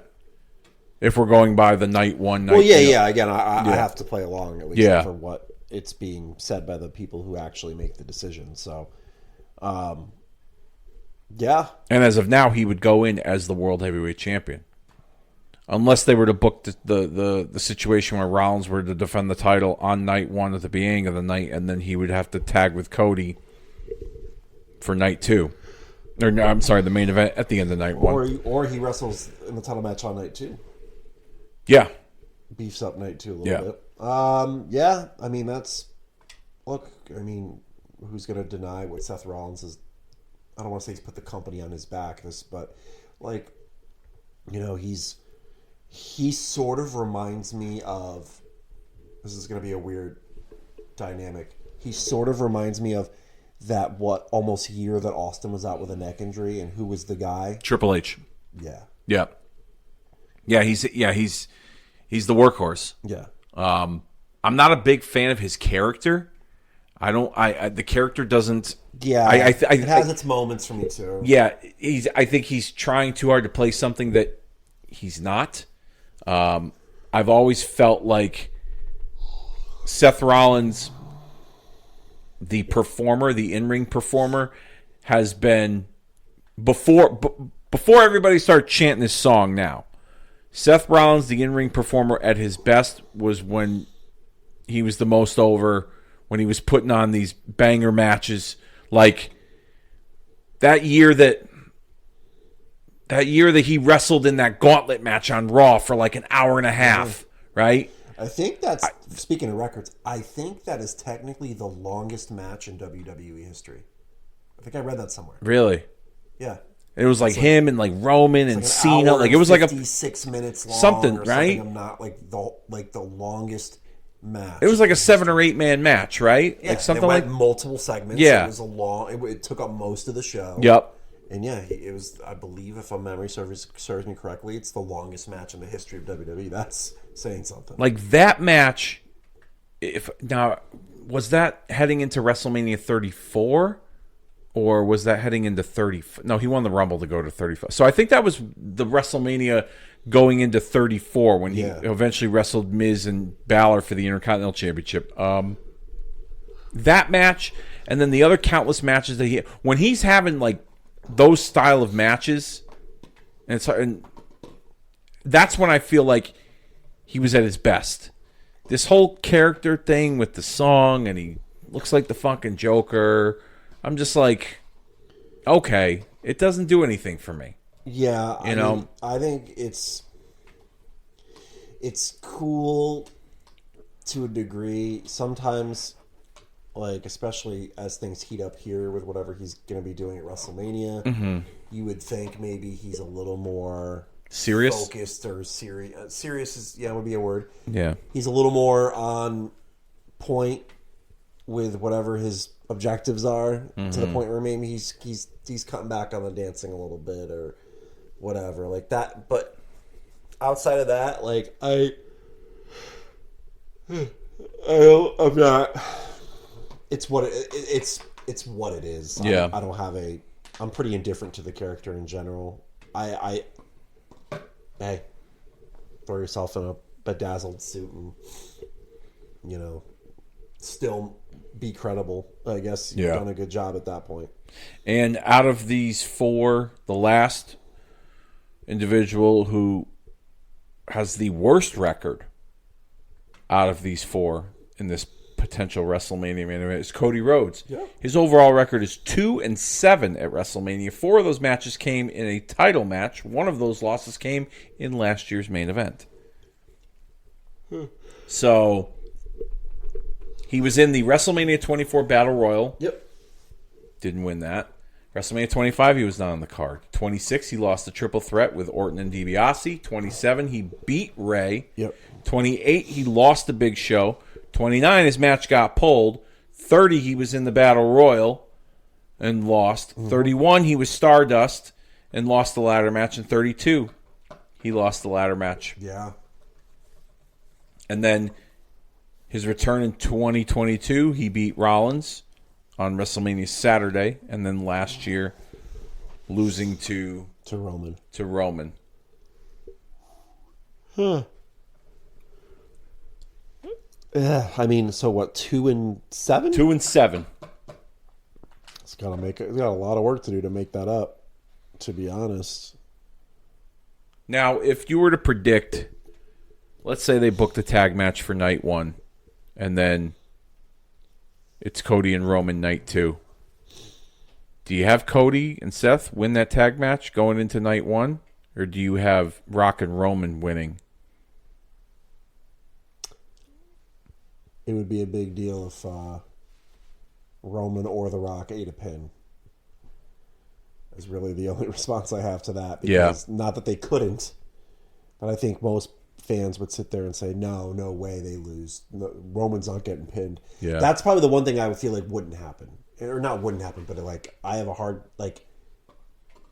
I feel like Rock fundamentally changes the story in the 24 hours before the match. Not in a bad way. Mm-hmm. Like almost in the same way that they talked about Jey Uso pinning Roman. Okay. Like, let's just say Cody pins him. Excuse me. Let's just say Cody pins Roman to win that tag match. Mm-hmm. Again, that just provides a different layer or a different lens to look at the story for the next 24 hours. Yep. And then that's going to make people go, well, of course. Like, there's going to be overthinkers that are going to say, well, Cody pinned Roman in the tag match. There's no way he's going to do it again. They're not going to have Roman eat 2 pinfalls in 24 hours when he hadn't lost he hadn't eaten a pinfall in 4 years. Yeah. You know what I mean? So I think, I mean, I guess at the time of this recording, it's rather incomplete because we don't know, A, if that match is official, and B, like, is there going to be some sort of stipulation added to I that feel like that whatever, trailer you know? made it official, but, you know. Yeah, well, look, it's the great... Look, when the presser happened, I didn't read too much into what I heard or saw other than, like, okay. And then... And people ran with the idea of the tag match, and even then I was like, I don't know yet. And then I saw the trailer, and I said, ooh, okay. Yep. Yeah, this could be it. And... Or not it, but this could be part of it. And I think it's not my preference, but they're certainly doing a good job of polishing it up and spinning the wheels on the hype machine to make it worthwhile. So here's what I think could potentially benefit all the stories involved and would make a lot of sense. Not that I'm some expert, but Rock and Roman win night 1. Okay? right, Either Rock gets the pinfall on whomever, or Rock is directly responsible for the victory. the victory, whether it's like helping Roman or whatever, right? And as we've seen more recently, it seems like Rock has kind of towered over Roman, and Roman's in like the Jey Uso role in some ways, okay? And so Rock's kind of grandstanding and, you know, boasting about the victory, and Roman's just kind of gives him this look like really? But happy nonetheless. Yeah, The Tribal Chief won. The Bloodline won, right? So then we go to night 2. And Cody beats Roman straight up. Okay? No interference whatsoever. And then it turns out after WrestleMania that Rock had ordered Solo and Jimmy, you stay out of this. Yeah, let him do it on his own. He's got to do this on his own. He's got to hold his weight within the bloodline. But right, it doesn't get back to Roman like that. Not necessarily if it doesn't get back to Roman, but like it's Rock's kind of the one calling the shots. But Rock's also disappointed that Roman couldn't get the job done because the night before, Rock was directly responsible for the bloodline winning. I guess what I mean is like Roman wouldn't know they're not coming out, would he? Right? He wouldn't know. Right. So in many ways, he would almost expect that they would be there to bail And he's him out. like, and looking back, like, where are they? Yeah. Where are they? Or just like, you know, the whole shock of it all, and then you would because Solo was last year directly responsible for helping Roman defeat Cody. well, just about every match in the last year. Yeah, has been a Plus has bloodline been- interference. Yeah, which is fine. Yeah. Clean victory. Yeah, I'm not. whatever, Yeah, who cares? I'm not. I don't get worked up over It's that. one of the greatest. It's top 2 or 3 greatest storylines in the history of WWE. Yeah. Right here. So I'm not arguing the way they're going. You know what I mean? I actually had a conversation with Dennis about that in one of our recordings. I asked him, I go, does this bloodline story make the Mount Rushmore of pro wrestling? He's like, absolutely not. And this was a Dennis J. Levy analogy that I can kind of get behind and understand a little bit, even though I might not agree with it. But I did, you know, in his very own Dennis way, he explained it. He goes, so you got this hot girl at work. Oh, okay. Okay. And everyone's going crazy over, right? She's crazy, you know, she's this hot girl. But she's surrounded by all these ugly chicks. So really she's not that hot. She's cute, but she's not that hot. He goes, and that's what I kind of think this bloodline storyline is. He goes, even though it's a really good story, he goes, there's a lot of shit around it that made it look better. I don't know. You'd have to dive into that. What shit is he talking about? He's talking about the other storylines that were going on, congruent with the bloodline story, I guess. At least that's how it was portrayed to me. Not that I when want we to pull record. they're doing the best business they've done in decades card, but like WWE's pretty fucking hot right now. Yeah. You know what I mean? And it's not like the bloodline storyline has been there every week, especially in the last 6 to 8 months. So True. you know, It's just, but at the same time, like to me, I'm more impressed with this storyline with the bloodline, because it has spun off everybody that's touched the island of relevancy into better things. Solo, the jury's still out, but Well, not even just like people within the faction, but like everybody that Roman's wrestled is better off right now. Sammy. And by better off, I don't mean on the ladder. yep. You know what I mean? They're actually doing something on their own that people give a fuck about. Yeah. Kevin Owens, Sami Zayn. Sami Zayn. Cody Rhodes for a whole year. Obviously, that didn't take too much either because he was already the apple in our eye. Yeah. You know what I mean?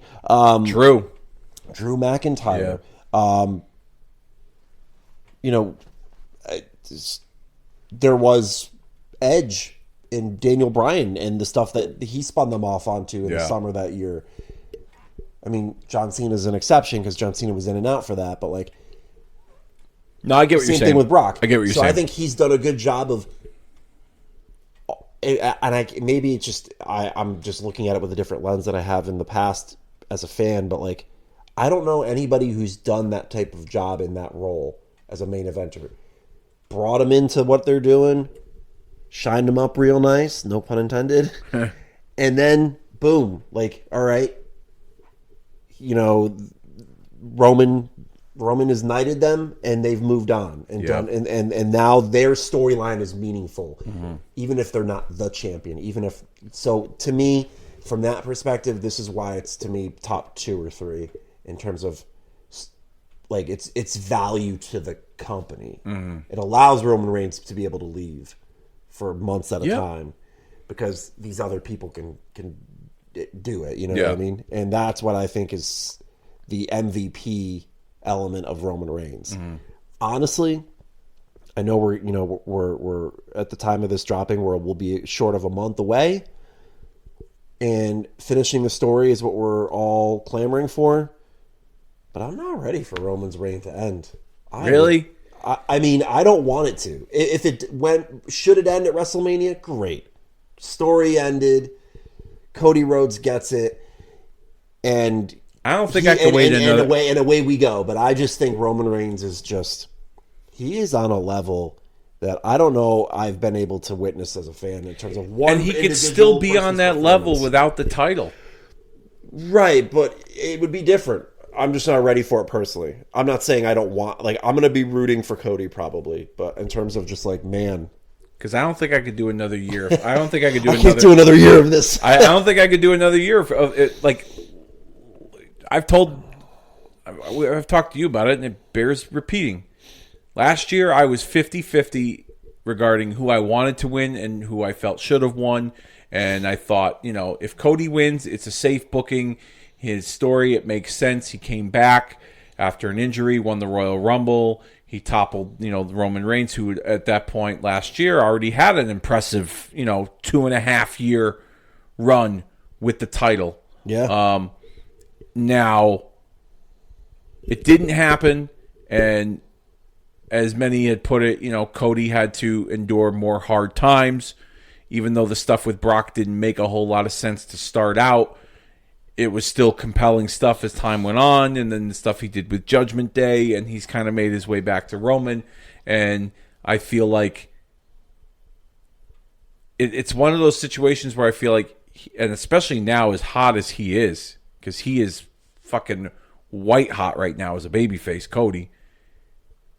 If he doesn't win the title at WrestleMania, I feel like it will be a big letdown, and it will be one of those things where it's like, well, why am I going to care about him finishing the story? Yeah. Because this is the second time now. I think you run the risk of that more than last year, definitely. Yep. Because I think that was the worry that people had, and I don't want to act like I told you so, but I was like, look, we love this dude. He's going to make it this far. So now that we're here, I think it would be a little bit different if he weren't to win. Yeah. But yeah, I guess there's just a selfish part of me that's like, man, I love me some Roman Reigns. But I think if the plan and the idea is to expand upon with him and Rock, if this is an alliance that they have, it seems like it's an alliance that they have, and that Rock has said in interviews, I'm a long gamer, and it looks like he might be more involved. now that he's got a seat on the board with TKO. Oh, definitely, yeah. And it seems like it's building toward. I feel like this alliance with them is building towards what the match, the match that they originally wanted. Now they're going to go a different route to get to that match, but they're going to have that match. And Definitely, I would agree with that. That is, I don't know. SummerSlam, next year's WrestleMania. Yeah, I don't know, but I think it's a situation where it opens the perfect opportunity for Cody to win, Roman to lose. Rock expresses that disappointment in Roman that you couldn't do this on your own. Are you really the tribal chief? Are you really head of the table? And I'm going bold, but Roman gets booted out of the bloodline, and it's Rock that's got the top seat, at the head of the table with Solo and Jimmy kind of underneath him as his henchman, so to speak. Roman takes a break from TV for a while. Rock won't be on TV every week, every couple of months. Then you set something up for SummerSlam where Roman's the big baby face, even though his character will have gotten his, let's face it, comeuppance. Yeah. With all the abuse that he had delivered, not only towards his family, but towards other people. Yeah. It will be well-deserved, but, Rock pretty much kind of shoehorning in and kind of trying to take Roman's spotlight. Mm-hmm. Would be heel move. Yeah, would be the antithesis for Roman to be like, no, dude, I've been holding this thing together while you've been away, and now you're going to come in here and you're going to take food off my table. Yeah, or even if he had, if the Rock's like, no, I set the table. Yeah, yeah, there is a lot there that I think is, and so much of that doesn't need to revolve around the title. Well, at this point it doesn't, because now that we've gotten to this point where it doesn't look like it's happening now. Yeah, I don't think if he wins, it's not happening the way you're talking about. Yeah, if he loses, it's going that way. Yeah, I don't think it revolves around the title, because it's actually a more in-depth storyline than just the basic, I'm the tribal chief. Yeah, I'm the Rock. And yeah, you know what I mean? Where the head of the table element was so built around the title and the status of being the top dog in the business, in the biggest family in the business, that all connected. But since it's not going that way now, it doesn't necessarily mean it doesn't. Now there's the avenue to not even go there at all, and go this way, because there's going to be more depth to it, a clash between the two post WrestleMania. Yeah, after, assuming things fall the way we think they will. Yeah. Okay. Well, I think we kind of covered, all the did you knows and who does it and who didn't and etc. when it comes to WrestleMania randomness and factoids. Look forward to chopping it up with you again. I think we're planning to build a WrestleMania at some point. We're going to bring back the Build a Concept. Build a WrestleMania Saturday, Build a WrestleMania Sunday. Dennis and I are planning to record WrestleMania Wrong Winner, where we talk about who the wrong guy or wrong girl was that won particular WrestleMania matches in years. Like, for instance, I can already tell you Dennis is probably going to go off on a tangent when we discuss Booker T and Triple H from WrestleMania 19. So be on the lookout for a classic Dennis J. Levy rant. I'm going to have to turn the volume down so he's not screaming into the microphone, because he will do that. But I got some WrestleMania content for you. Another Dennis J. Levy wild card WrestleMania edition. He'll pick a WrestleMania match, and we'll watch it with all of you as we get ready for WrestleMania coming up. Thanks for taking part in this. Right on. Had a lot of fun, and I think it's about that time that we put this one officially down for the 3 count, and we'll see you all next time.